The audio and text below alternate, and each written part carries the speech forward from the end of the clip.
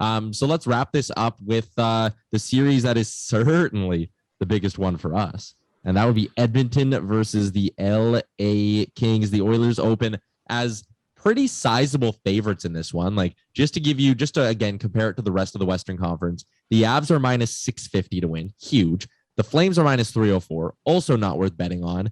The Wild were minus 155 favorites, and the Oilers right in the middle there at minus 250. I don't think it's worth betting on Edmonton to win the series at minus 250. That price isn't good enough, in my opinion. Edmonton minus a game and a half, though, is minus 105. That's a little bit more interesting to me. But what do you guys think? I think Edmonton's clearly the better team. Like, that's not even really up for debate, I don't think. Well, Edmonton's the better team. The Kings don't have Doughty. That obviously hurts them a lot. But there is always the factor that Jonathan Quick could be Jonathan Quick.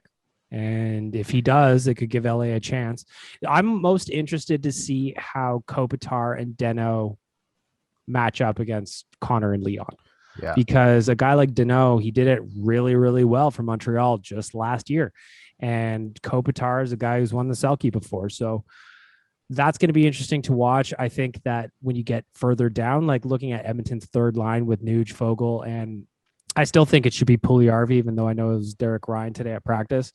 That line will have an opportunity to maybe be a difference maker here. Ultimately, I think the Oilers win. I don't think this is going to be a 4 or 5 game short series, though. I could see it going to 6. I think so too. I think the expectations for the Oilers are very high. You know, like I don't think people believe a lot in LA, but it's like you said, like they have some players who maybe they're not going to win the game 5-1, but they could squeak out like a 3-2. Like, I think every game they've played 4 times this year and only one of them has not been a 1-goal game. Yep. Something along those lines anyway. They've all been and that was the game that close. LA won in the first game of the year. It was a 5-1 win for LA. So, funnily enough, yeah. So there you never know. Yeah, and but I do believe in Edmonton in this one. I think the depth of this team offensively might be too much for them to handle.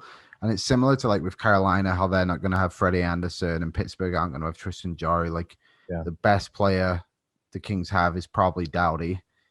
Kopitar, I guess, if you want to argue that. But either way, like, they're missing a key member of their lineup, which is probably going to not favor them well. So I like the Oilers minus 1.5.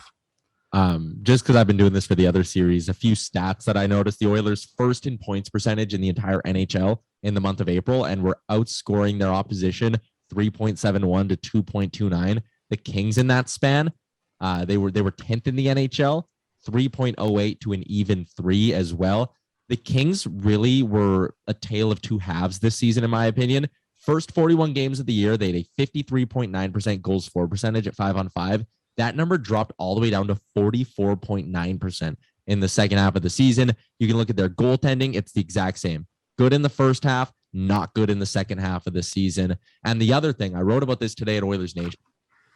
The Oilers this season have split up McDavid and Draisaitl pretty much all year, more than they have in the past 2 seasons. And their goals for percentage with McDavid and Draisaitl off the ice, in 1920, it was 37.61.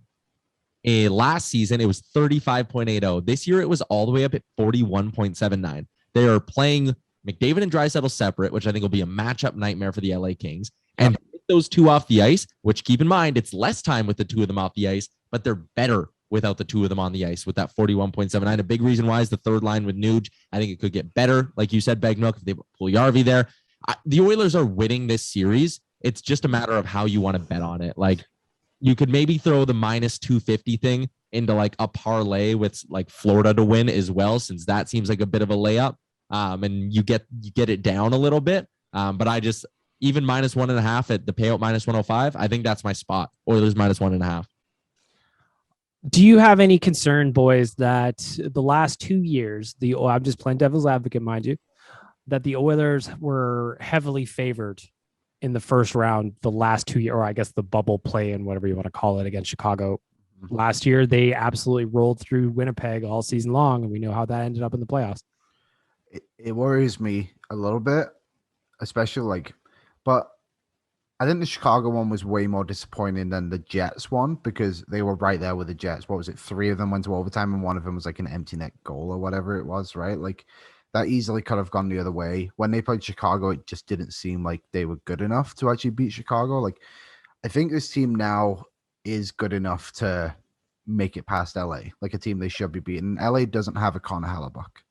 Like, that's the reason why the Oilers lost that series last time. The goaltending on the Oilers will continue to worry me. I don't care how well Mike Smith's playing. Like, they are what they are, right? Like, it's not overly trustworthy. Like, if they get good goaltending, then the Oilers will be fine. And